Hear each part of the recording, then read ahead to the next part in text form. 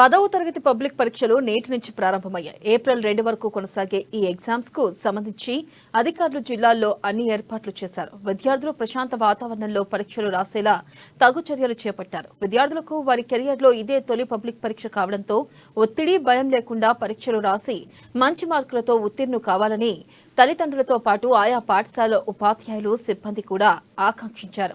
ఇదే అంశానికి సంబంధించి మరింత సమాచారాన్ని మా ఏఎన్ఎన్ రీజనల్ కోఆర్డినేటర్ సత్యనారాయణ అందిస్తారు.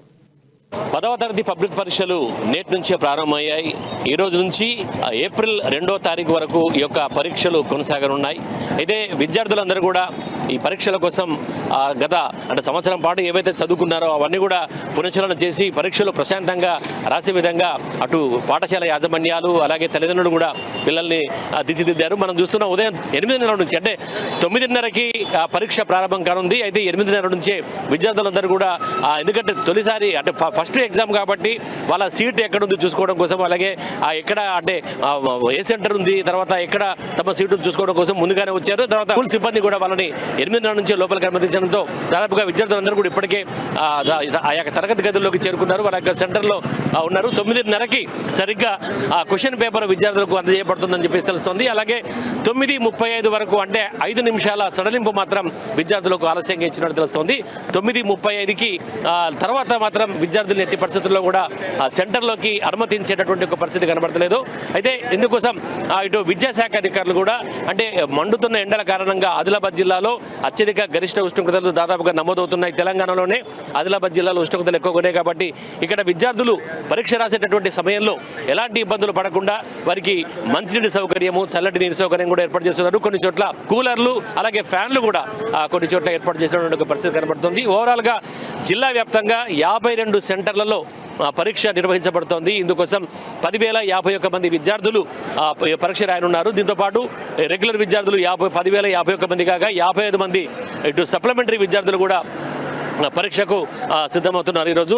అయితే మొదటి అంటే ఫస్ట్ లాంగ్వేజ్ ఎగ్జామ్ ఈరోజు ప్రారంభం కాబోతున్న సందర్భంగా ఇటు పోలీస్ శాఖ కూడా జిల్లా వ్యాప్తంగా ఎక్కడ కూడా ఎలాంటి అవాంఛనీయ ఘటనలు జరగకుండా అలాగే విద్యార్థులు ప్రశాంతంగా పరీక్ష రాసేలా ఇటు జిల్లా పోలీస్ శాఖ కూడా పూర్తి ఏర్పాట్లు చేసింది. అక్కడ లోపల ఉన్నటువంటి ఏదైతే దగ్గరలో ఉన్నటువంటి ఒక జిరాక్స్ సెంటర్లన్నీ కూడా ముగించివేసి సెంటర్ల వద్ద 144 సెక్షన్ కూడా ఏర్పాటు చేసినటువంటి ఒక పరిస్థితి.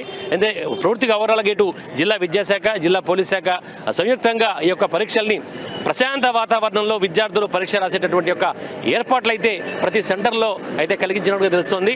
ఓవరాల్గా 52 సెంటర్లలో దాదాపుగా ప్రతి సెంటర్కు ఒక చీఫ్ సూపరింటెండెంట్ అలాగే తర్వాత సిఎస్ఓ, తర్వాత 13 మంది కస్టోడియన్లు, అలాగే 650 మంది ఇన్విజిలేటర్లతో పాటు 13 మంది ఫ్లయింగ్ స్క్వాడ్స్, అలాగే 13 మంది స్క్వాడ్స్, 3 ఫ్లయింగ్ స్క్వాడ్ బృందాలు కూడా అంటే ఇక్కడ ఎలాంటి చీటింగ్ జరగకుండా, మాల్ ప్రాక్టీస్ జరగకుండా, విద్యార్థులు కాపీయింగ్ జరగకుండా అంటే ఒక ప్రశాంత వాతావరణంలో విద్యార్థులు పరీక్ష రాసేటటువంటి ఒక పరిస్థితి కల్పించే విధంగా, అలాగే పరీక్షల్లో కూడా ఎలాంటి మాస్ కాపీయింగ్ జరిగేటటువంటి ఒక అవకాశం లేకుండా ఇటు స్క్వాడ్ బృందాలు కూడా తనిఖీ కేంద్రాల్లో అంటే ఏదైతే పరీక్షకు ఉన్నాయో పరీక్షా కేంద్రాల్లో తనిఖీ చేసేటటువంటి ఒక పరిస్థితి మనకు కనబడుతుంది.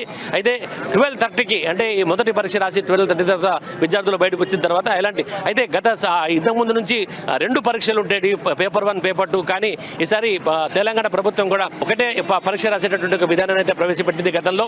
అయితే ఇప్పుడు విద్యార్థులు కేవలం ఒక సైన్స్ తప్ప మిగతా సబ్జెక్ట్ అన్ని కూడా కేవలం పేపర్ 1 మాత్రమే ఉంటుంది. అందుకే టైం కూడా ఇంతకుముందు 2.5 గంటలు ఉంటే ఇప్పుడు 3 గంటల సమయాన్ని కూడా విద్యార్థులకు పెంచారు.